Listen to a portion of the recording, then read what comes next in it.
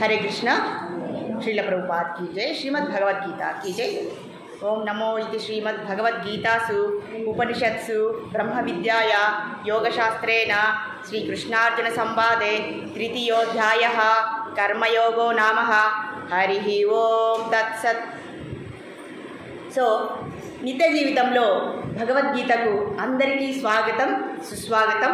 మనము రోజు శ్రీమద్ భగవద్గీతని ఎంతో చక్కగా ఇక్కడికి వచ్చి అభ్యసించడానికి, అలాగే ఆ ఫలాన్ని పొంది మనము అందరూ తరిద్దామని మనకు భగవంతుడు ఎంతో తాపత్రయంతో తను ఉపదేశిస్తున్నారు. మనం అందరూ చక్కగా ఇక్కడికి వచ్చి నేర్చుకుంటూ ఉన్నాము. అందులో భాగంగా మనము ఎంతో విజయవంతంగా కర్మయోగంలోనికి 3వ అధ్యాయం అయినటువంటి కర్మయోగంలోనికి వచ్చేసాము. చక్కగా ఈ అధ్యాయంలో భగవంతుడు మనకు ఇంకా ఎటువంటి మంచి మంచి ఉపదేశాలు చేస్తారు. తద్వారా ఇంకా మనము ఈ 2వ అధ్యాయంలో కొద్దిగా జ్ఞానాన్ని బోధించారు. ఆ తర్వాత జ్ఞానాన్ని బోధించి మన పనులని లేదా మన కర్మల్ని ఎలా చేసి మనం భగవంతుని చేరుకోవాలో లేదా ఆనందాన్ని పొందాలో ఈ కర్మయోగం ద్వారా భగవంతుడు మనకు ఉపదేశిస్తున్నారు. సో అందులో భాగంగా మొదట మనము ఈ భగవద్గీత అనేటువంటి మహాకల్పవృక్షానికి పండినటువంటి ఫలమే ఈ గీతో ఉపదేశం అనేది. సో చాలా చక్కని అందమైన అలాగే రుచికరమైన మహా అద్భుతమైనటువంటి దివ్య ఫలాన్ని మనము ఆరగిస్తే ఎంత ఆనందిస్తామో, అలాగే దివ్యమైన ఎంతో అమృతకరమైనటువంటి ఆ సూచనలు, ఆ పలుకులు, అమృత పలుకుల్ని భగవంతుడు స్వయంగా మనతో మాట్లాడుతున్నారు, మనకు ఉపదేశం చేస్తున్నారు. మనము చక్కగా ఆయన యొక్క మాటలను విన్నా, భగవంతుణ్ణి చూసినా కూడా ఒకటే అనుభవం కలుగుతుంది, ఒకటే ప్రయోజనం కలుగుతుంది. కాబట్టి ఆ వాణి ద్వారా భగవంతుడు ఏం చెప్తున్నారో విన్నాము. ఆ ఫలం ద్వారా మనం పొందేటటువంటి ఆ గొప్ప ఫలితం ఏంటి అంటే జీవన్ముక్తి. ఆ జీవన్ముక్తి ద్వారా మనం నిన్న చెప్పిన విషయాల్ని మళ్ళీ ఒకసారి రివైజ్ చేస్తున్నాం తొందరగా. సో మనము ఈ జన్మరాహిత్యాన్ని, ఈ దుఃఖాన్ని పోగొట్టుకోవచ్చు. ఈ జన్మ మృత్యు పరంపర లేకుండా మనం చేసుకోవచ్చు. తద్వారా ఈ దుఃఖాలన్నింటినీ పోగొట్టుకొని శాశ్వత ఆనందాన్ని అనేటువంటి ఫలాన్ని మనం పొందబోతున్నాము. అది ఈ భగవద్గీత ప్రబోధించడంలో ఉన్నటువంటి పరమార్థం. దాన్ని మనం లక్ష్యంగా ఇక్కడ తీసుకుంటున్నాం. అలాగే ఇప్పుడు చూడండి, కర్మయోగం అన్నారు. యోగం అంటే కలవడం లేదా యోగం అంటే చేరడం. కర్మ మనం చేసేటటువంటి పనుల ద్వారా ఏ పని చేస్తే పనిని లేదా సత్కర్మని మనం ఏ విధంగా చేస్తే భగవంతుణ్ణి పొందుతామో, భగవంతుడు అంటే ఆనందమే అండి. ఇక్కడ భగవంతుడు అంటే భగవంతుడిని కాదు, భగవంతుడు ఆనంద స్వరూపుడు. కాబట్టి మనం ఆనందాన్ని పొందేటటువంటి ఆ లక్ష్యం కాబట్టి ఈ కర్మ మనం చేసేటటువంటి సత్కర్మల ద్వారా భగవంతుణ్ణి పొందేటటువంటి పని కాబట్టి దాన్నే కర్మ యోగం అన్నారు. యోగం అని అంటే కలవడం. ఎవరిని కలవడం? ఆనందాన్ని కలవడం. మనం ఈ జ్ఞానం ద్వారా భగవంతుడు జ్ఞానం ఇస్తారు. ఆ జ్ఞానంతో మనం ఏ పనిని ఏ విధంగా చేస్తే మనం ఆ లక్ష్యాన్ని చేరుతామో, శాశ్వత ఆనందాన్ని పొందుతామో దాన్నే కర్మయోగం అన్నారు. మరి ప్రతి పనిని కూడా మనం నిన్న చెప్పుకున్న విధంగా ప్రతి పనిని కూడా మనం ఏం చేయాలి, ఎలా అనుకుని భావించాలి. ఇప్పుడు చూడండి, మనం నడుస్తున్నామంటే తప్పకుండా నడవాలి, నడవకుండా ఉండలేము. అంటే మనము కర్మను చేయకుండా ఏ క్షణము ఉండలేము, పనిని చేయకుండా మనము ఏ క్షణము కూడా ఉండలేము. ఎందుకు మనం పని చేయకుండా ఉండలేము? మనం ఏ పని చేయకుండా అలానే ఉండగలమా? ఉండలేము. ఎందుకు ఉండలేము? ఎప్పుడైనా ఆలోచించామా? ఒక అరగంట ఉంటాము, గంట సేపు ఉంటాము, 2 గంటల సేపు ఉంటాము, మరి అలానే ఉండిపోగలమా? మరి ఉండడం లేదు. కానీ ఎక్కువ పని చేయాలంటే కూడా మనకు కష్టం అనిపిస్తుంది. అలా అని ఏ పని చేయకుండా ఉండలేము. ఎందుకని ఎప్పుడైనా ఆలోచించామా? ఆలోచించలేదు. దానికి కారణం ఏంటి? త్రిగుణాలు. త్రైగుణ్య విషయాల్లోకి అని చెప్పుకున్నా కూడా సత్వ రజస్ తమో గుణాలు, ఆ గుణాలు మన మీద ప్రభావితం అవుతున్నాయి. కాబట్టి ప్రతి క్షణము మనం ఏదో ఒక పని మనకు తెలియకుండా ఇప్పుడు చూడండి, మనకు తెలియకుండా కన్ను రెప్పలు మనం మూసుకుంటూ ఉన్నాం. అది పనే కదా. అది మనం నిర్ణయించి కళ్ళు రెప్పలు మూస్తున్నామా? మూయడం లేదు. లోపల అన్ని అవయవాలు వాటి పని అవి చేసుకుంటూ ఉన్నాయి కదా. అవునా కదా? కాబట్టి ప్రతి క్షణాన్ని కూడా మనం పని చేస్తున్నాం. కాబట్టి ఎలాగో మనం నడుస్తున్నామో ఈ బ్రహ్మాండమంతా భగవంతుని యొక్క స్వరూపమే. కాబట్టి మనం నడిచేదాన్ని మనం ఎందుకు దాన్ని ఏమని అనుకోవాలి? పరిక్రమగా మనం ఎలా నడుస్తున్నామో అది ఎవరి కోసం నడుస్తున్నాము అంటే భగవంతుడి కోసం నడుస్తున్నాము అని భావించాలట. చూడండి, ప్రతి పనిని మనం యోగంగా ఎలా మార్చుకుంటున్నాము. కర్మ చేస్తే మనకేమొస్తుంది? పుణ్యము లేదా పాపము, అంటే లాభము లేదా నష్టం వస్తుంది. అదే కర్మ యోగం చేసామనుకోండి, అప్పుడు ఏమవుతుంది? ఈ పుణ్యానికి పాపానికి అతీతంగా మనము వెళ్ళిపోతాము. మనం పుణ్యం అంటే ఏంటో చెప్పుకున్నాం, దాని యొక్క ఫలితం చెప్పుకున్నాం. పాపం అంటే ఏంటో చెప్పుకున్నాం, దాని యొక్క ఫలితము చెప్పుకున్నాం. మళ్ళీ మీకు ఒకవేళ సందేహాలు వస్తే అడగండి, అప్పుడు చెప్పుకున్నాం. కాబట్టి మనం ఎలా నడుస్తున్నాం కాబట్టి ఆ నడవడము ఇదంతా ఈ మొత్తం ఈ బ్రహ్మాండం అంతా భగవంతుని యొక్క ఆలయం అనుకుంటే, మనం ఇంటి నుంచి ఒక అడుగు బయట వేసామంటే అది పరిక్రమగా భగవంతుడి కోసమే మనము నడుస్తున్నాము అని భావించామనుకోండి, అది యోగం అయిపోతుంది. నడవడం అనేది కర్మ పని. ఆ నడవడం అనేది ఎవరి కోసం నడుస్తున్నామో? భగవంతుడి కోసం. మరి ఇంట్లో నడుస్తున్నాం, ఇల్లు అనేది ఆలయం, దేవాలయం, అవునా కదండి? ఇంట్లో నడుస్తున్నామంటే ఏమి? ఆ ఇంట్లో ఎవరు పెద్ద ఉంటారు? భగవంతుడే కదండి. మనం ఇంట్లో ఎవరికైనా దండం పెడతామా? భగవంతుడికి దండం పెడతాం. కాబట్టి ఇంట్లో నడవడమైనా బయట నడవడమైనా ఏమని అనుకోవాలి? భగవంతుడి కోసమే నడుస్తున్నానంటే అది కర్మయోగం అయిపోతుంది. తద్వారా మనకు లభించే ఫలితం ఏంటి? ఈ పుణ్యానికి పాపానికి అతీతంగా మనము వెళ్ళిపోతాం. ఇదే కర్మయోగం. మరి మాట్లాడుతున్నాము, ఇది కూడా పని. మరి మాట్లాడడం ఎలా మాట్లాడాలండి? ఆలోచించి మాట్లాడాలి. మనకి 2వ అధ్యాయంలో జ్ఞానం గురించి చెప్పారా? కొద్దిగా జ్ఞానం ఇచ్చారు. ఏ పని అయినా జ్ఞానంతో ఆ పని చేయాలి. అంటే మాట్లాడే ముందు ఏమి మాట్లాడాలి, ఏమి మాట్లాడితే మంచిది అవుతుంది అని ఆలోచించాలి కదా, ఆలోచించి మాట్లాడాలి కదా. కాబట్టి మన మాటలు ఎలా ఉండాలి?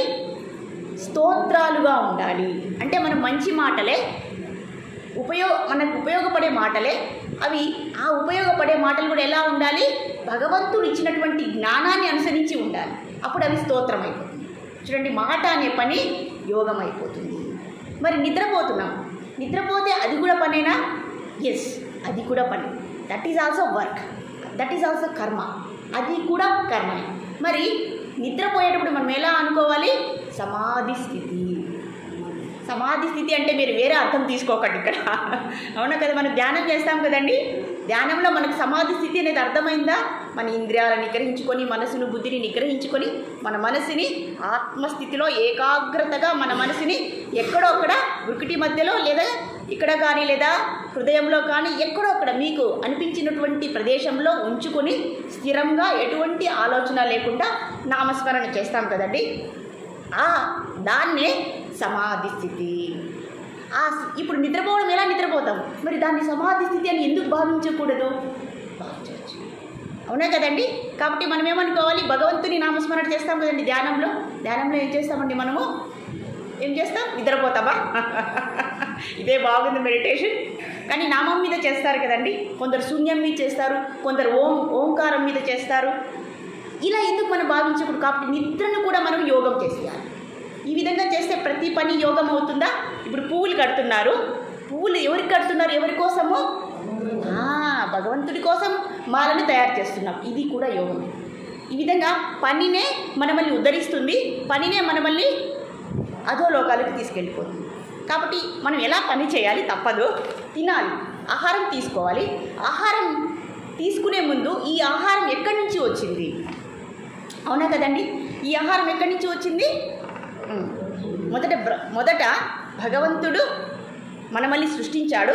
మొట్టమొదట భగవంతుడు బ్రహ్మను సృష్టించాడు, అవునా కదండి? బ్రహ్మ మనల్ని సృష్టించాడు. బ్రహ్మను పుట్టించిన తర్వాత గర్భోదాయక సాయి విష్ణువు వచ్చిన తర్వాత ఆయనకు జ్ఞానాన్ని బోధించారు, వేదాలను బోధించారు. వేద జ్ఞానాన్ని బ్రహ్మదేవుడికి ఇచ్చారు. ఆ వేదాలను ఆ తర్వాత ఆయన మనల్ని సృష్టించి మనం యజ్ఞం చేస్తాం. యజ్ఞం చేస్తాం కదండి, మనం ఇక్కడంతా యజ్ఞం హోమం అన్నీ చేస్తాం కదా. సో యజ్ఞం చేస్తూ ఆ యజ్ఞ ఫలితాన్ని ఎవరికి ఇస్తాము? భగవంతుడికే ఇస్తాం, అవునా కదండి? ఆ యజ్ఞం చేయడం వల్ల మనకు వర్షం వస్తుంది. ఆ వర్షం రావడం వల్ల పంటలు పండుతాయి, ధాన్యాలు అన్నీ వస్తాయి, దానివల్ల మనకు ఆహారం వస్తుంది. కాబట్టి ఎవరి నుంచి వచ్చింది?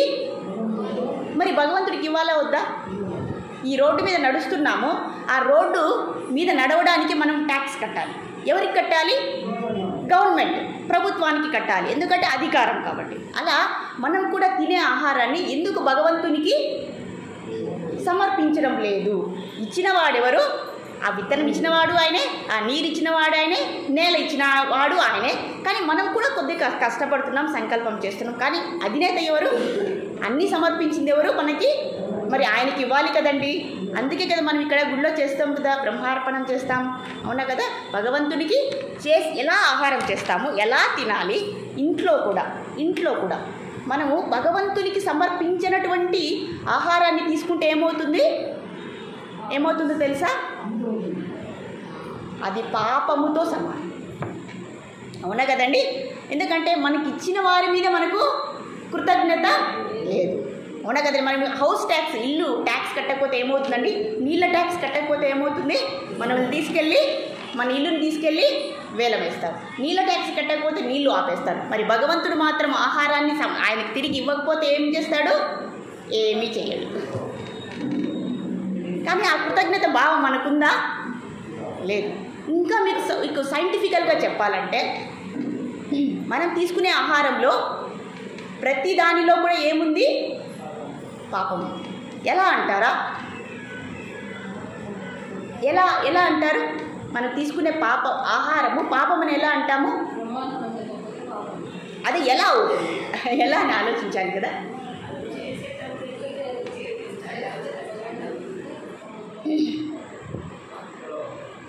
ఇప్పుడు మనకు బియ్యం ఎక్కడి నుంచి వస్తున్నాయి? వడ్ల నుంచి. Okay, very good. రైతులు పండిస్తున్నారు, వాళ్ళ కష్టము అన్నీ ఉన్నాయి కదండి. కానీ మన ఇంటికి చేరుతున్నాయి, అవునా కదా. వాళ్ళ కష్టము నష్టం అన్నీ ఉన్నాయి కదా. కానీ మనం డబ్బులు ఇచ్చే కొనుక్కుంటాం. కానీ అందరి యొక్క కష్టాలు, మరి సూక్ష్మజీవులు కూడా దాని మీద ఆధారపడుతున్నాయి. మరి అందరినీ లాక్కొని మనం ఏం చేస్తున్నాం? మనమే తింటున్నాం, అవునా కదండి. ఒకవైపు భగవంతుడికి కూడా సమర్పించకుండా మనమే తింటున్నాం. మరి అది న్యాయమా? ధర్మం ప్రకారం, న్యాయశాస్త్రం ప్రకారం అది సరైనది కాదు. అందులో ఎన్నో సూక్ష్మజీవరాశులు ఉంటాయి. అందులో ఉండేటువంటి చెడుని ఎప్పుడైతే మనం భగవంతుడికి నైవేద్యం సమర్పిస్తామో అందులో ఉండేటువంటి చెడుని భగవంతుడు తీసేసుకొని ఆయన ఏం చేస్తారు? మనం యజ్ఞంలో అదే చేస్తాము. అన్ని లాస్ట్లో అన్నీ వేసేస్తాం కదా. మనము వేస్తే ఏమవుతుంది? భగవంతుడికి సమర్పించడం వల్ల అది యజ్ఞశేషం అవుతుంది. ఆ యజ్ఞశేషాన్ని మళ్ళా మనం తిరిగి ఆ వర్షం పడి ఆ ధాన్యాన్ని మనం తీసుకోవడం వల్ల అది శుద్ధం. దాన్ని ఏమంటారు? యజ్ఞశేషం అంటారు. ఇప్పుడు మన భగవంతుడికి సమర్పిస్తున్నాం కదండి ఆహారము, ఆ తర్వాత మనం తీసుకుంటే దాన్ని యజ్ఞశేషము అంటారు. ఆ మహాప్రసాదాన్ని మనం తీసుకోవడం వల్ల మన రక్తం మొత్తము కూడా శుద్ధి అయిపోతుంది. కాబట్టి ఇది క్రమం, ఇది చక్రం, ఇది ఒక సైకిల్. కాబట్టి దీన్ని మనం అర్థం చేసుకోవాలి. ఇది మనం ఎప్పుడైనా ఆలోచించామా? లేదు. కాబట్టి మన ప్రతి ఆహారాన్ని ఎలా ఉండాలి? ఆహారం కూడా భగవంతునికి సమర్పించే విధంగా ఆహారం ఉండాలి.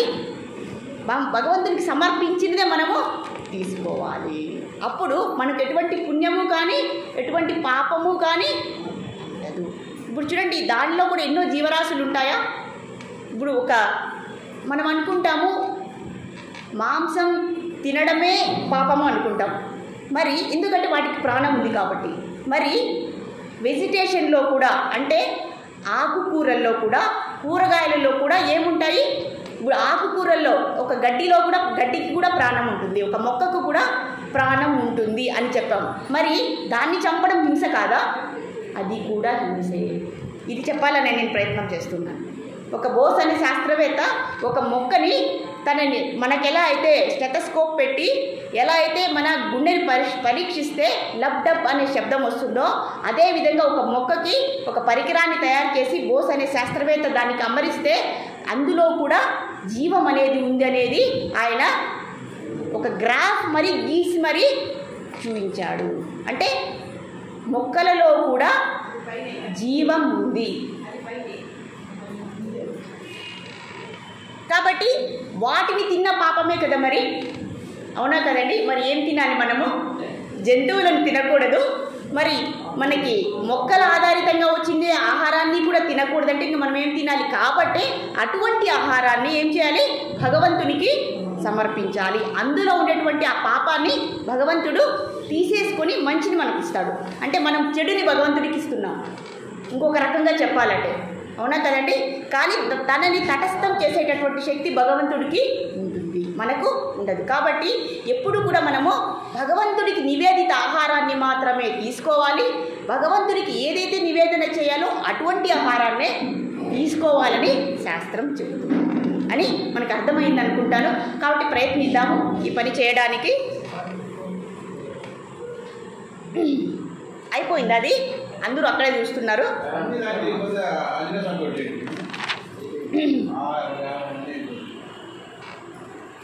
సరే, మనం ఎక్కడ ఉన్నాం ఇప్పుడు?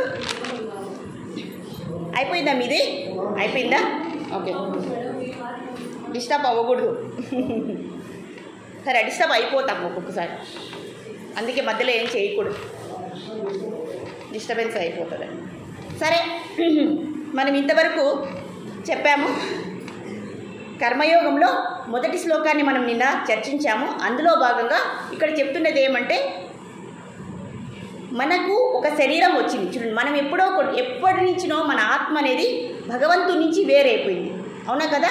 వేరయ్యి ఒక శరీరము, ఒక మనసు, ఒక బుద్ధి అనేది మనకు ఏర్పడ్డాయి. వాటి వల్లే మనము కష్టపడుతున్నాం. మనకు జన్మ ఎందుకు వచ్చింది అంటే, మన పూర్వ జన్మలో చేసిన లేదా ఇప్పుడు జన్మలో చేసినటువంటి పనుల వల్ల, వాటి వల్ల ఫలితం వల్ల వచ్చే పుణ్యం కానీ పాపం వల్ల కానీ అనేటువంటి అజ్ఞానంతో మనము జన్మ తీసుకుంటున్నాం.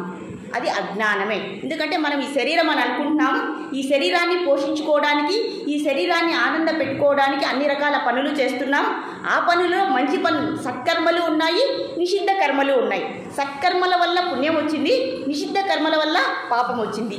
అది మనకు తెలియనటువంటి జ్ఞానం కాబట్టి దాన్నే అజ్ఞానం అన్నారు. ఆ అజ్ఞానం వల్లే మనం జన్మించాం. ఆ అజ్ఞానం వల్లే మనం ప్రతిసారి జన్మ తీసుకుంటూ ఉన్నాము అనేది మనం అర్థం చేసుకోవాలి. మనం ఎందుకు అలా అనుకుంటున్నామంటే, మనం శరీరం అనుకున్నాం. ఉదాహరణకు ఒక మట్టి కుండ తీసుకుందాం.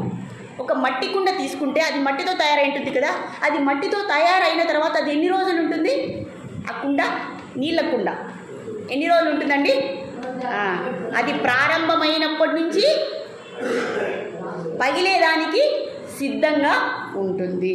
అలాగే మన శరీరం కూడా అంతే. పుట్టినప్పటి నుంచి ఇంకా కౌంట్ డౌన్, పుట్టానే మనకు చావు అనేది డిసైడ్ అయిపోతుంది. ప్రతి క్షణము ఇంకా మనము ఎంచుకుంటూ ఉండాలి. అలాగే కుండ ఎలాంటిదో మన శరీరం కూడా అలాంటిదే. ఇందులో ఏమైనా సందేహం ఉందా? కాబట్టి ఆ కుండ ఏనాడో పగిలిపోవాలి, ఈ శరీరం కూడా ఏదో ఒకనాడు. కాబట్టి మనము శరీరం అని అనుకుంటున్నాం కాబట్టి, ఒక నీటి బుడగ అని అనుకుంటున్నాం కాబట్టి ఆ నీటి బుడగ. కానీ మన యొక్క నిజస్థితి ఏంటి? మనము ఆత్మస్థితి. మరి ఆత్మస్థితి అనుకున్నప్పుడు మనం ఎవరు?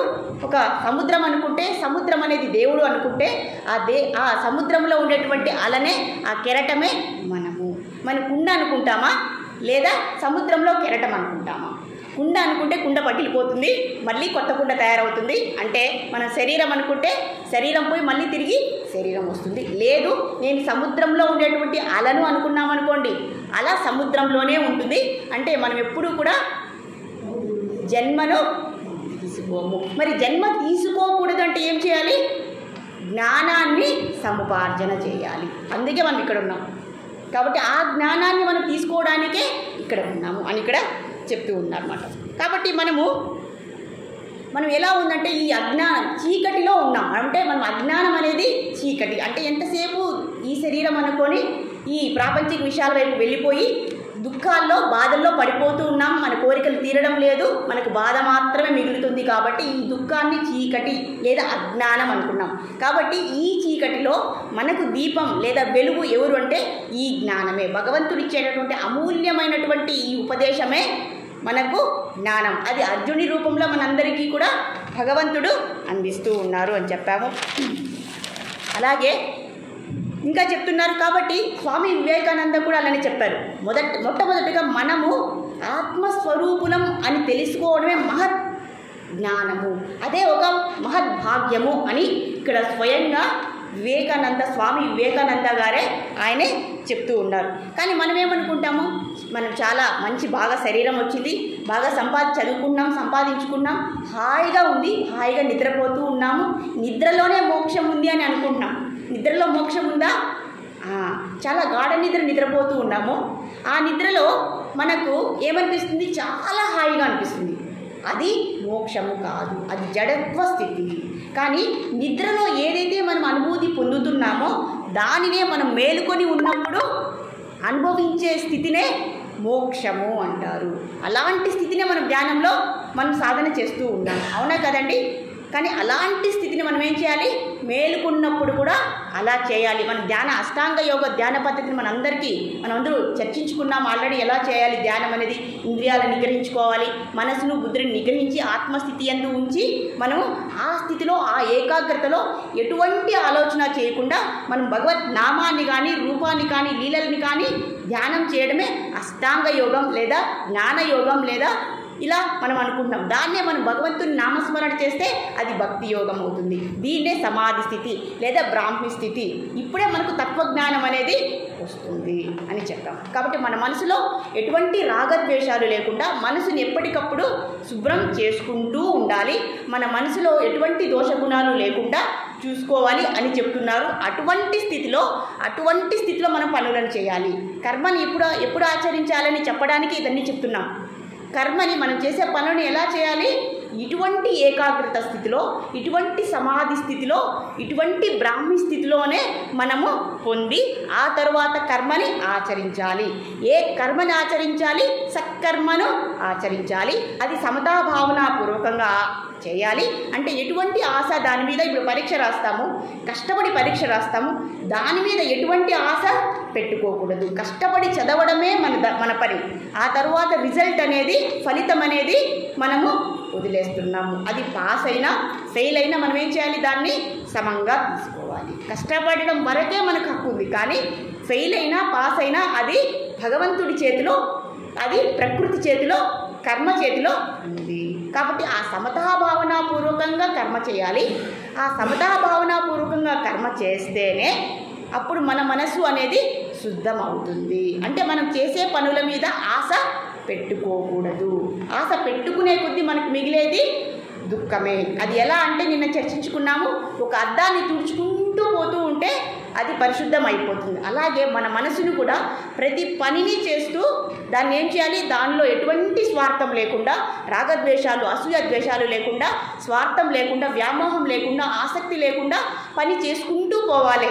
దాన్ని శుద్ధం చేసుకుంటూ పోయినప్పుడే మన ఆత్మ అనేది అద్దంలాగా ప్రకాశంగా ఉంటుంది. అటువంటి స్థితిలోనే మనకు తత్వజ్ఞానం అనేది బోధపడుతుంది. అదే మనకు సిద్ధించినప్పుడు దాన్నే బ్రాహ్మీ స్థితి అంటారు. అప్పుడే మనకు శాంతి లభిస్తుంది. దీన్నే సమాధి స్థితి అంటారు. ఈ సమాధి స్థితిలోనే ప్రతి కర్మను చేయాలి. పనిని ఎప్పుడు చేయాలన్నామో ఇటువంటి స్థితిలో, ఇటువంటి జ్ఞానంతో పని చేయాలి. అలాంటప్పుడు ఆ కర్మ ఏమవుతుంది? కర్మబంధనం నుంచి తప్పుకుంటుంది. ఇలా చేయడం వల్ల కర్మరాహిత్యం అయిపోతుంది, జన్మరాహిత్యం అయిపోతుంది, దుఃఖం అనేది వెళ్ళిపోతుంది. ఆ జ్ఞానాన్ని భగవంతుడు ఇస్తున్నాడు. అదే అర్జునుడు ఇప్పుడు అడుగుతున్నాడు, అయ్యా మీరు 2 వాక్యాలు చెప్పారు, అది ఎందుకు మీరు నాకు 2 వాక్యాలు చెప్తున్నారు అంటే దానికి ఇవన్నీ అర్థం చేసుకోవాలి. అలా అర్థం చేసుకుంటేనే కర్మ ముఖ్యమా జ్ఞానం ముఖ్యమా అనేది అర్థమవుతుంది. నిన్న చెప్పాము, మళ్ళీ ఈరోజు కూడా మనము చెప్పుకుంటూ ఉన్నాము. అవునా కదండి? తెలిసి కదండి ఏ పనైనా చేయాలి. ఒక ఆవిడ ఉందట, ఒక పెద్ద ఆవిడకి గ్యాస్ స్టవ్ని ఎలా వెలిగించాలో తెలియదట. ఒకరోజు తను గ్యాస్ స్టవ్, వాళ్ళ కూతురుంది, తను అన్నం తయారు చేస్తుంది. అన్నం చివరి దశ వచ్చేటప్పటికి అన్నం ఉడికిపోయింది, మూత పెట్టింది, కొద్దిసేపు పెట్టాలి కదండి లాస్ట్లో. ఆ టైంలో ఆమెకి ఏదో అర్జెంట్ పని వచ్చింది, ఆమె బయట వెళ్ళిపోయింది. వాళ్ళ తల్లిగారైనటువంటి ఈ పెద్ద ఆవిడికి చెప్పింది. ఈ పెద్ద ఆవిడికి ఆన్ ఎలా చేయాలో తెలీదు, ఆఫ్ ఎలా చేయాలో తెలియదు. ఈవిడేమో కూతురేమో చెప్పేసి వెళ్ళిపోయింది. ఆమె ఏమనింది? అన్నం అయిపోతూనే స్టవ్ను ఆర్పేసే అన్నది.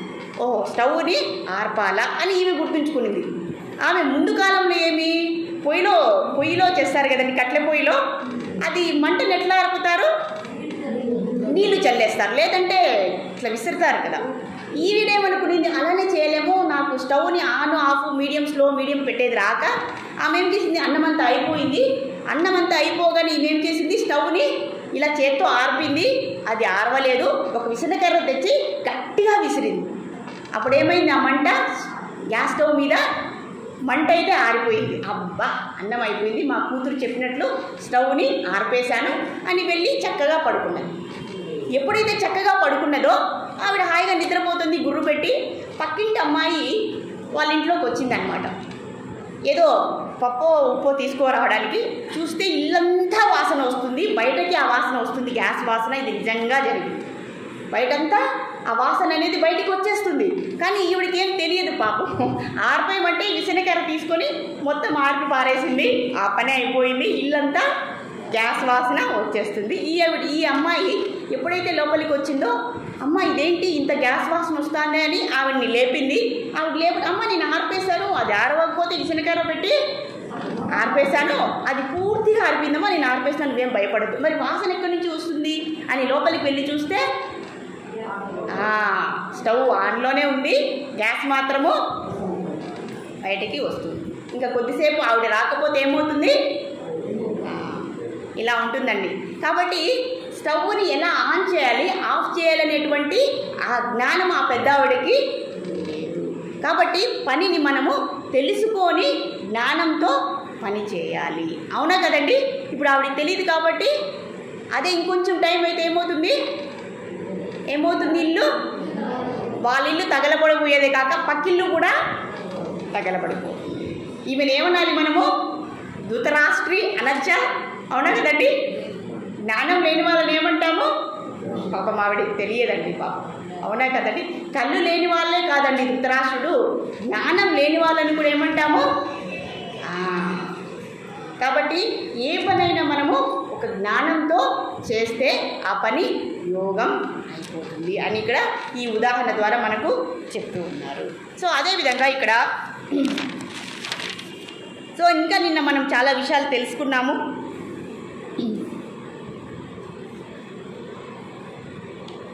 ఇవన్నీ చెప్పేశాను నేను మీకు.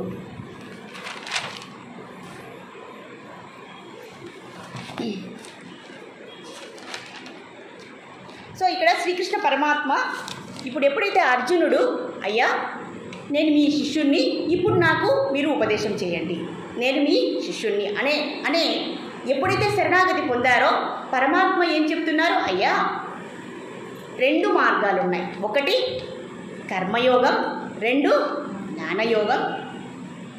కర్మయోగం కంటే జ్ఞానయోగం అనేది ఉన్నతమైనది, ఉత్కృష్టమైనది, అత్యున్నతమైనది, గొప్ప ఫలితాన్ని ఇస్తుంది. కాకపోతే నీవు కర్మయోగం చేయి. అదేంటండి, కృష్ణుడు ఒక వాక్యాన్ని మాట్లాడారు, ఒక వాక్యంలో 2 మాటలను మాట్లాడారు. ఒక వాక్యం ఏమన్నారు, కర్మయోగం కంటే జ్ఞానయోగం గొప్పది. సింపుల్గా చెప్పాలంటే జ్ఞానయోగం గొప్పది, కానీ నీవు కర్మయోగాన్ని ఆచరించు అన్నారు.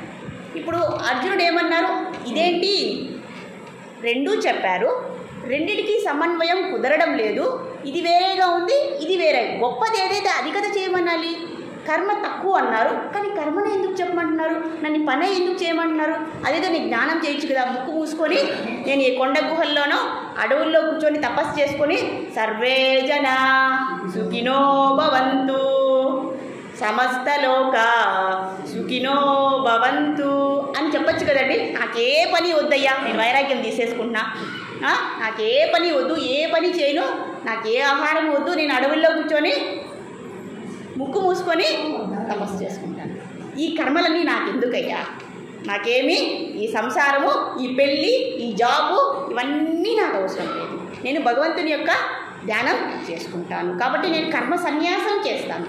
కర్మ కాదు, కర్మయోగం కాదు, కర్మ సన్యాసం అంటే కర్మను వదిలిపెట్టేస్తాను, నేను ముక్కు మూసుకొని మంత్రం చేసుకుంటూ ఉండిపోతాను. కాబట్టి యోగ్యత కలవారు జ్ఞానయోగాన్ని ఆశ్రయించవచ్చు. మరి యోగ్యత లేని వారి పరిస్థితి ఏంటి, కర్మయోగాన్ని ఆశ్రయించి. ఇక్కడ అర్జునుడికి చెప్పినటువంటి విధమేంటి, కర్మయోగం. మరి మనందరికీ చెప్పింది ఏంటి, కర్మయోగమే.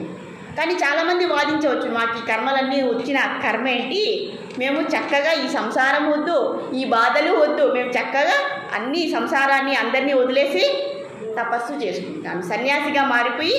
మరి ఒక సన్యాసి అంటండి, ఒక అతనంట ఇంట్లో భార్యతో కొట్లాడేసి అడవుల్లోకి వెళ్ళిపోయాడంట. అడవుల్లోకి వెళ్ళిపోయేసి ఒక సాధువు గారి దగ్గరికి వెళ్ళి, అయ్యా నేను ఇంటి నుంచి బయటకు వచ్చేసాను, నాకు వైరాగ్యం వచ్చేసింది, నా భార్య పెట్టే బాధల్ని నేను భరించలేను, నాకు ఆ సంసారమే వద్దు, నేను నీ దగ్గరికి వచ్చేసాను, నాకు సన్యాసం ఇప్పించే అన్నారట.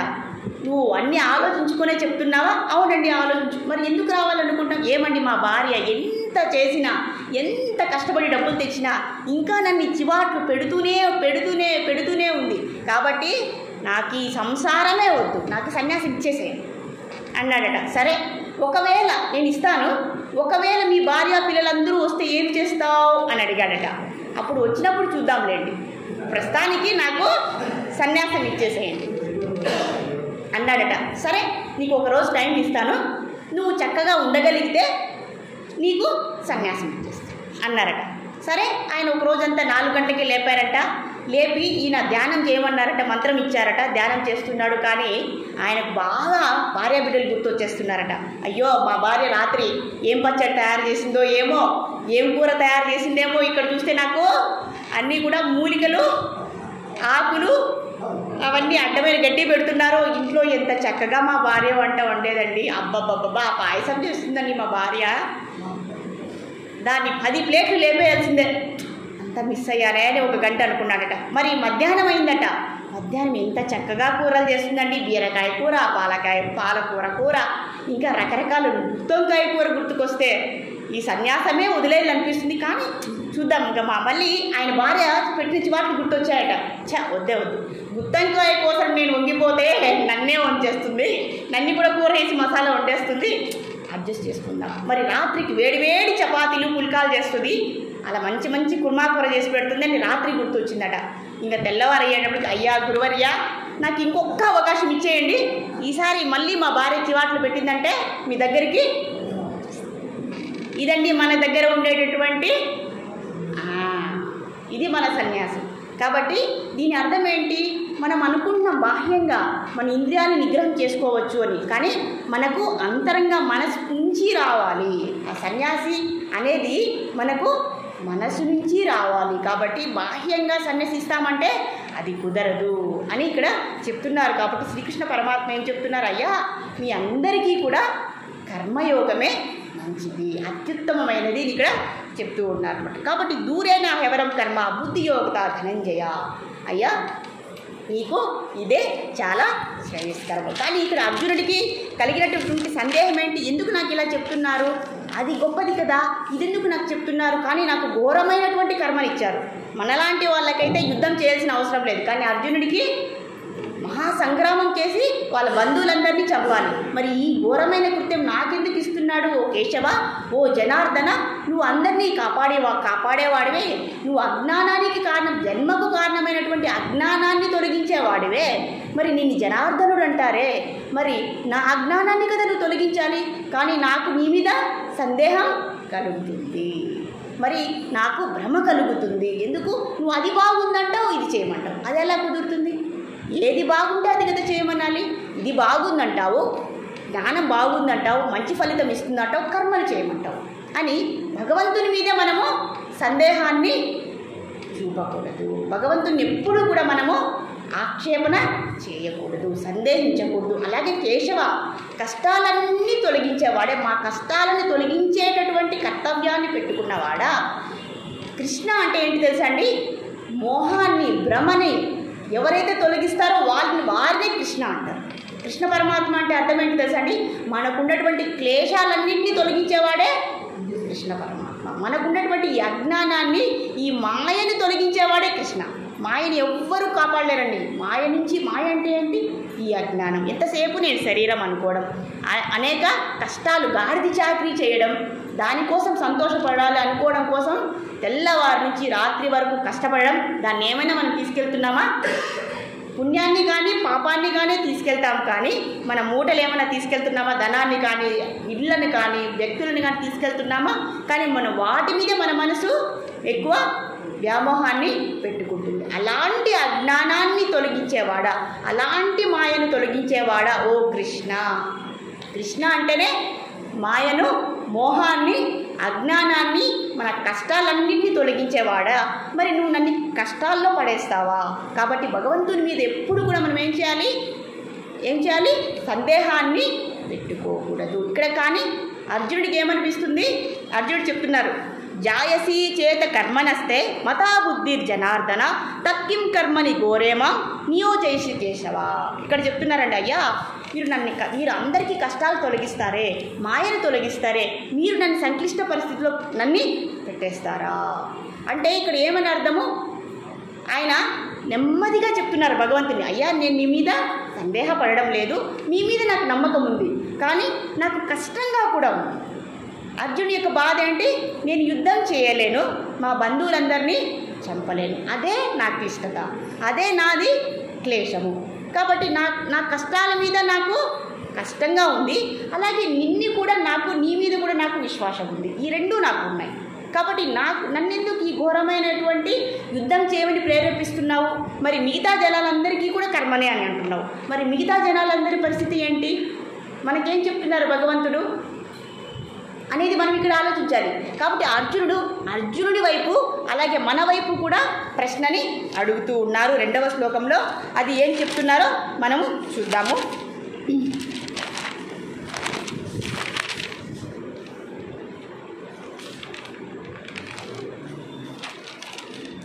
2వ శ్లోకం మనం ఇప్పుడు 3.1వ శ్లోకం చెప్పేసుకున్నాము. ఇప్పుడు 2వ శ్లోకం చెప్పుకున్నాం. భగవంతుడు ఏమంటున్నారో అలాగే అర్జునుడు ఏమని అడుగుతున్నారో ఇక్కడ వ్యామిశ్రేణవ వాక్యేన బుద్ధిం మోహయసీవమే తదేకం వద నిశ్చిత్య ఏన శ్రేయోహమాప్నుయాం అంటున్నారు. అయ్యా మీరు చెప్పిన ఇక్కడ చూడండి 4 పదాలు ఉన్నాయి. ఇందులో కూడా వ్యామిశ్రేణివ వాక్యేన, అయ్యా మీరు ఏమైతే 2 వాక్యాలు చెప్పారో ఆ 2 వాక్యాలు ఏంటివి? 1 కర్మ మార్గము, 2 జ్ఞాన మార్గం. ఒకే వాక్యంలో ఈ 2 పదాలు కూడా చెప్పేశారు. ఇది మంచిది, కానీ ఇది నువ్వు చేయి. ఈ 2 వాక్యాలు ఎలా కలిసిపోయాయి? బొరుగుల్లో మనం కారాలు వేసామనుకోండి, 2 కలిసిపోతాయా లేదా? కానీ మనకి ఏది ఇష్టం? దాంట్లో ఏదో ఒకటి ఇష్టం ఉంటుంది కదా. అలాగా రెండింటినీ మీరు పాలు నీళ్ళలాగా కలిపేశారు, అవునా కదా? కానీ ఏది ఇష్టమో అది కదా నాకు ఇవ్వాలి. నాకు ఎలా ఇప్పుడు సందిగ్ధత, కన్ఫ్యూషన్ అనేది వస్తుంది. ఆ 2 వ్యామిశ్రేణివ వాక్యాన్ని, ఆ 2 వాక్యాలు కలిపేశారు. బుద్ధి మోహయ శీవమే. కాబట్టి ఎప్పుడైతే మీరు 2 వాక్యాలు కలిపేశారో, దాని యొక్క అర్థం చెప్పారో, దాని యొక్క ఫలితం గొప్పగా చెప్పారో, అప్పుడు నాకేమనిపిస్తుంది? ఆ వాక్యాలను విన్న తర్వాత నాకు మోహం అనేది ఆవరిస్తుంది, భ్రమ అనేది కలుగుతుంది, కన్ఫ్యూషన్ అనేది వస్తుంది. ఇది మంచిదా, ఇది మంచిదా అనేటువంటి భావన నాలో వస్తుంది. తదేకం వద నిశ్చిత్య. కావున ఓ పరమాత్మ, ఇప్పుడు అర్జున్ అడుగుతున్నారండి, మనందరి తరఫున అర్జునే అడుగుతున్నారు. అయ్యా కాబట్టి నిశ్చితంగా ఖచ్చితంగా నాకు ఏది మంచిదో అది చెప్పండి. ఇది మంచిదా చెప్పండి, అది చేస్తా. లేదా ఇది మంచిదా, మంచిది, కర్మయోగం మంచిదా, జ్ఞానయోగం మంచిది, నాకు ఏది మంచిది? నిశ్చితంగా మీరు చాలా బాగా చెప్పారు. ఇక్కడ జగద్గురువు కదండి పరమాత్మ, ఆయన్ని ఇబ్బంది పెట్టకుండా ఎప్పుడు కూడా మనం గురువుల దగ్గర చాలా జాగ్రత్తగా ఉండాలి. ఆచార్యుల దగ్గర చాలా చాలా జాగ్రత్తగా మనకు ఎన్ని సందేహాలు వస్తాయో అన్ని ప్రశ్నలు అడిగేయాలి. ఎలా అడగాలి? తద్విద్ధి ప్రణిపాతేన పరిప్రశ్నేన సేవయా. ఎలా అడగాలి? ఆ జ్ఞానం తెలుసుకోవాలనే తపనతో అడగాలే తప్ప నాకు అన్నీ వచ్చు అనే అహంకారంతో భగవంతుని ఎప్పుడు కూడా, భగవంతుని కానీ గురువులను కానీ ఆ గర్వభావనతో మనము అహంకారంతో అడగరాదు. కానీ అన్ని యొక్క మనం చెప్పిన జ్ఞానంలో ఎన్ని డౌట్లు అయితే, ఎన్ని సందేహాలు ఉన్నాయో అన్ని ప్రశ్నలను అడిగి నివృత్తి చేసుకోవాలి. నివృత్తి చేసుకొని అర్థం చేసుకున్న తర్వాత ఆచరించాలి. కాబట్టి ఇక్కడ భగవంతుడు అంటున్నాడు, మీరు ఎన్ని ప్రశ్నలన్నా అడగండి, నేను ఎంత వివరంగా, స్పష్టంగా, ఎంతో జాగ్రత్తగా, ఎంతో ఓపికగా సమాధానాలు ఇస్తాను. ఇక్కడ అర్జునుడు అడిగినటువంటి ప్రతి ప్రశ్నకు కూడా భగవంతుడు చాలా సంతోషించాడు. ఎందుకంటే తనకి అహంకారం అనేది లేదు. ఎంతో వినయంగా గురువుని ప్రశ్నలు అడిగి నివృత్తి చేసుకున్నారు. అవునా కదండి? మనం జ్ఞానాన్ని సముపార్జించాలి. మానవ శరీరం అనేది వచ్చిన తర్వాత ఆ జ్ఞానాన్ని సంపాదించాలి. ఆ జ్ఞానంలో తెలుసుకునే విధంలో ఎన్ని సందేహాలు వచ్చినా వాటిని నివృత్తి చేసుకోవాలి. నివృత్తి చేసుకున్న తర్వాతే మనం వాటిని ఆచరించాలి. కాబట్టి పరమాత్మ ఎంతో సంతోషించారు. అలాగే ఏన శ్రేయోహమాప్నుయం. అయ్యా పరమాత్మ, కాబట్టి నాకు ఏది శ్రేయస్కరమో, ఏది ఉత్కృష్టమైనదో, ఏది ఉన్నతమైనదో, ఏది సర్వోన్నతమైనదో, ఏది శ్రేయో మార్గమో, ఏది నాకు పురుషార్థాన్ని కల్పిస్తుందో అలాంటి మార్గాన్ని నాకు సూచించండి. మీరు ఏమి చెబితే అది నేను వింటాను. కానీ నాకు మీరు ఈ 2 సందేహాలను ఒకేసారి 2 వాక్యాలు చెప్పడం వల్ల నా బుద్ధికి, మీ తప్పేమీ లేదు, నా బుద్ధికి, నా యోగ్యతకు నాకు మోహం కలుగుతుంది, నాకు కన్ఫ్యూషన్ వస్తుంది. కాబట్టి మీరు చెప్పేయండి, నాకు తెలియడం లేదు, ఏది మంచిదో నాకు చెప్పండి అని ఈ 2వ శ్లోకంలో అర్జునుడు మళ్ళీ అడుగుతున్నాడు. దానికి సమాధానంగా భగవంతుడు ఇప్పుడు ఏం చెప్తారు చూడండి. మనం గోడకు ఒక మేకు కొడతాము, ఆ కొట్టిన తర్వాత అది వద్దు అనుకున్న తర్వాత దాన్ని తీసేయాలి. తీసేటప్పుడు స్క్రూ డ్రైవర్ని పెట్టి ఏ వైపు తీస్తారు, ఏ వైపు వేస్తారు అనే జ్ఞానం మనకు తెలియాలి కదండి. స్క్రూ డ్రైవర్తో ఆ మూలికని తీసేటప్పుడు ఏ వైపు తిప్పాలి, లేదా కొట్టాలంటే ఏ వైపు తిప్పాలి అనే జ్ఞానం మన దగ్గర ఉండాలి కదండి. అవునా కదండి. స్క్రూని తీసేటప్పుడు ఏం చేయాలి, ఎడమ వైపుకు స్క్రూ డ్రైవర్ని తిప్పాలి. ఆ జ్ఞానం మన దగ్గర ఉండాలా. మరి లోపలికి పోవాలంటే స్క్రూ ఏం చేయాలి, కుడివైపుకు తిప్పాలి. మరి తెలియకనే మనం ఎలా లాగితే ఎలా ఉంటుందండి. అదే విధంగా తెలుసుకొని కర్మ చేయండి. ఎప్పుడైతే మీరు జ్ఞానాన్ని స్పష్టంగా తెలుసుకొని భగవంతుడు చెప్పిన విధంగా చేస్తే అది కర్మయోగం అయిపోతుంది. ఆ కర్మయోగం వల్ల మనకు బంధనం అనేది ఉండదు, దాంట్లో ఎటువంటి దోషం అనేది ఉండదు. కానీ కర్మయోగం అంటే ఎందుకు ఇక్కడ అర్జునుడు కానీ వ్యాసుల వారు కానీ ఎందుకు దాని గురించి ఆలోచిస్తున్నారు అంటే, కర్మయోగం అనేది చాలా విస్తృతమైనది, చాలా జటిలమైన మార్గం. ఇప్పుడు చూడండి, దారిలో ఎవరో పోతుంటారు, మనల్ని డబ్బులు అడుగుతారు, మనం వాళ్ళకి డబ్బులు ఇవ్వాలా వద్దా? చాలామంది అంటే బాగానే ఉంటారు వాళ్ళు, కానీ డబ్బులు అడుక్కుంటూ ఉంటారు. టైం ఎంత అయింది? 5 minutesలో ముగించండి. డబ్బులు అడుగుతారు కానీ వాళ్ళు బాగానే ఉంటారు, మనం వాళ్ళకి డబ్బులు ఇవ్వాలా వద్దా? ఇప్పుడు కర్మ గురించి చెప్తున్నాం కదండి. ఇక్కడ అర్జునుడు అడిగే ప్రశ్న ఏమంటే, కర్మ అనేది చాలా జటిలమైనది, జ్ఞానం గొప్పదన్నారు, బాగానే ఉంది, కానీ కర్మ మార్గం అనేది చాలా కష్టమైనది అంటున్నారు. ఎలా? ఒక ఉదాహరణ చెప్పి ముగించేద్దాం. ఎవరో తెలియని వ్యక్తులు చాలా బాగున్నారు కానీ అడుగుకుంటున్నారు, వాళ్ళకి డబ్బులు ఇవ్వాలా వద్దా? వాళ్ళకు డబ్బులు ఇవ్వడం వల్ల ఏమవుతుంది, ఒకవేళ వాళ్ళు తాగుడుకు ఉపయోగించారనుకోండి, వాళ్ళు తాగేశారనుకోండి, తాగడం వల్ల కలిగే దోషం ఏంటి? వాళ్ళ ఇంట్లో జరిగే ప్రక్రియ మనకు తెలుసు, ఆ పాపమంతా ఆయనతో పాటు మనకు కూడా. కాబట్టి మనం డబ్బులు దానం చేసి ఏమనుకుంటాము, అబ్బా నేను ఈరోజు మంచి పని చేశాను, మంచి కర్మను చేశాను, పుణ్యకర్మను చేశాము అనుకుంటాం, బాగానే ఉంది. కానీ మనకు తెలియకుండా ఏమవుతుంది, తాగి ఇంట్లో భార్యను కొట్టాడనుకోండి, ఆమె గట్టిగా ఏడ్చి శాపనార్థాలు పెట్టింది అనుకోండి, సగం మనకు కూడా వస్తుంది. ఎందుకు జటిలం అంటే ఇది. కాబట్టి కర్మాచరణ అనేది అంత సులభం కాదు. కాబట్టి దానికి సంబంధించినటువంటి జ్ఞానాన్ని మనము, ఇది మీరు చాలా మైండ్లో పెట్టుకోండి. ఎవరికి దానం చేయాలి అట్లని పాపం ఎవరికి ఇవ్వకుండా ఉండద్దండి, చాలా జాగ్రత్తగా చూడండి. చిన్నపిల్లలు ఉంటే మనం ఇవ్వాలి, లేదా వృద్ధులు ఉంటే మనం ఇవ్వాలి. వాళ్ళ యొక్క స్థితిని బట్టి మనము ఆ పుణ్యకర్మలు అనేటివి చేయాలి అని ఇక్కడ చెప్తున్నారు. కాబట్టి ఆ కర్మయోగం, కర్మాచరణం అనేది చాలా జటిలమైనది, క్లిష్టమైనది, చాలా జాగ్రత్తగా చేయాలి. అందులో ఒక తప్పు చేసినా కూడా మనకు ఆ దోషమన్నీ కూడా మనకు వస్తుంది. అలాగే మనకి ఇష్టమైనటువంటి వైదిక కర్మలు ఉన్నాయి, అలాగే మనకు బాధ్యతలతో చేసే లౌకిక కర్మలు ఉన్నాయి, చేయకూడనటువంటి నిషిద్ధ కర్మలు కూడా ఉన్నాయి. ఏది చేస్తే ఏమి వస్తుందో అనే భయం కూడా మనకు ఉంటుంది. కాబట్టి ఇది ఘోరమైనటువంటి స్థితి. ఇలాంటి కర్మయోగాన్ని నాకెందుకు చెబుతున్నారు, మా అందరికీ ఎందుకు చెబుతున్నారు అని ఈ శ్లోకంలో అర్జునుడు మనందరి తరఫున అడిగేశారండి.